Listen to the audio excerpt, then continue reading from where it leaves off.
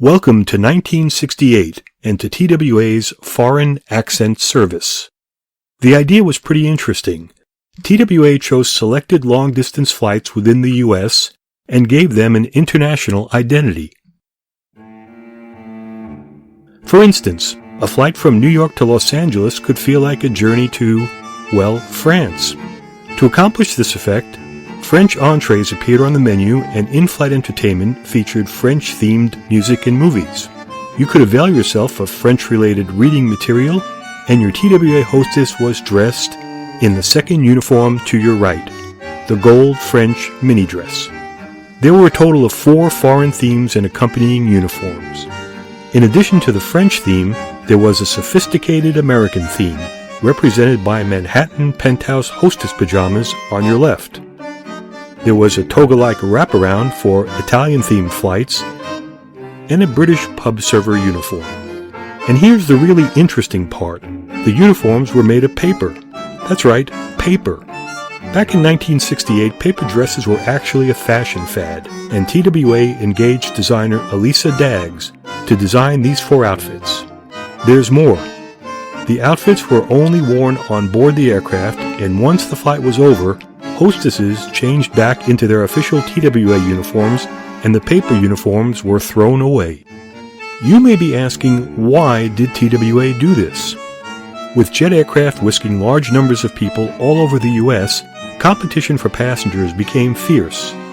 Since the U.S. government regulated air travel, all airlines competing on a route, like New York to Los Angeles, offered similar frequencies of service and charged the same fares. Each airline was looking for something different to better distinguish it from the others. United and American Airlines were TWA's biggest competitors on these long-distance U.S. flights, so TWA decided to leverage something the others did not have at the time, its additional identity as an international airline. It seemed like a pretty good idea, but some problems started to occur. The dresses were basically wraparound outfits fastened with Velcro. Since they were one size, hostesses sometimes had to quickly alter their paper uniforms, and since they were only worn once, this had to be done each time a foreign accent flight was worked. Hostesses working these flights often carried tape and scissors to make alterations. The next problem was logistics. Coordinating all the elements necessary to create a flight-specific foreign theme was not a small task. Stations that stocked the uniforms sometimes ran short of the specific outfit needed to match a flight's theme. Also, after just a few months, TWA found it was running out of paper uniforms. New ones had to be ordered, and they unfortunately were made of a thinner paper material. On top of all this, some hostesses were not comfortable in these uniforms and refused to wear them. So, it was not surprising that TWA's Foreign Accent Service never made it through 1968, and was discontinued about 8 months after it started. It nevertheless is an interesting part of TWA history, showing how airline marketing programs operated in that era and the role TWA's hostesses had in them. You may be interested to know that these paper uniforms are today valuable collector's items.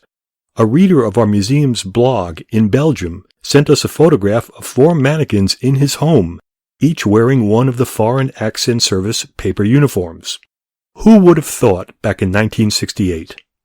Interestingly enough, an idea similar to Foreign Accent Service reemerged in 1975.